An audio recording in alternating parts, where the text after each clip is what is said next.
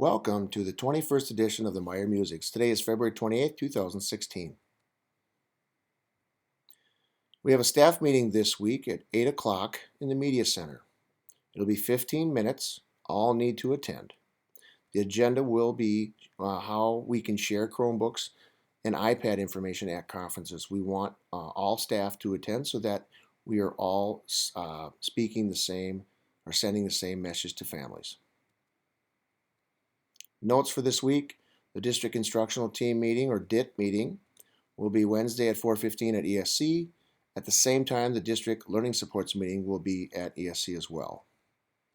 And then, as all of you know, conferences will be Thursday night from 3:30 to 7. In instruction, I want to share a little bit about a lesson I observed from Jenny Kerner this week on fact and opinion.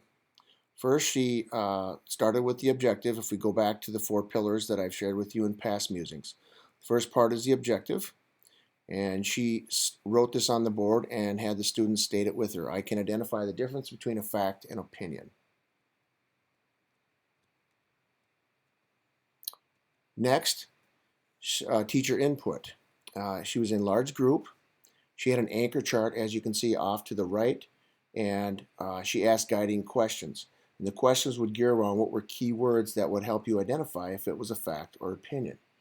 And one of the key words was beliefs. If it's a belief, then it's opinion. If you can prove it, then it's a fact.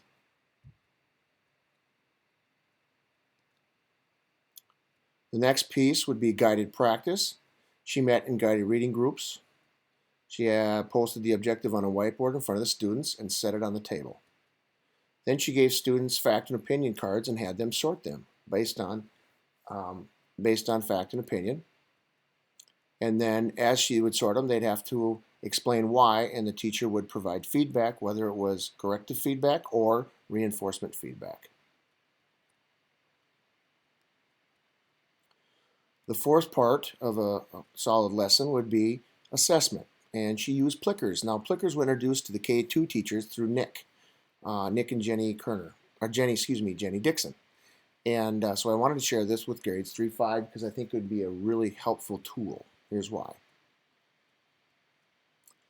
You can see the kids are holding up these cards. What they do is the teacher takes their iPad and they scan, and every kid has their own card, and they hold it up a certain way for a letter that they're choosing. So like, here's the question: which of the following is a fact? The student would pick the right one. They would hold up their card with the letter that would have the A, B, C, or D. The teacher would scan it. So if you look at all the names, there's nothing there. But if you look at the next one, you can see that Jenny has her iPad, the shadow there. And if you look next to the kids, they all have check marks. That means that the iPad registered each student's response. The beautiful thing of this is a Plicker card. So this is card 1. You can see there's B is at the top, to the right is C, to the bottom is D, and to the left is A. You can get these in sets of 40 off the internet. You print out and glue on cardstock like Jenny did.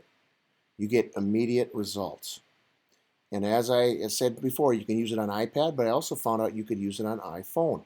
But as you heard from Jenny Dixon this week, we have a set of iPads. Those iPads could be used to help with Plicker cards. This is a great way to get feedback immediately about how kids did on a lesson.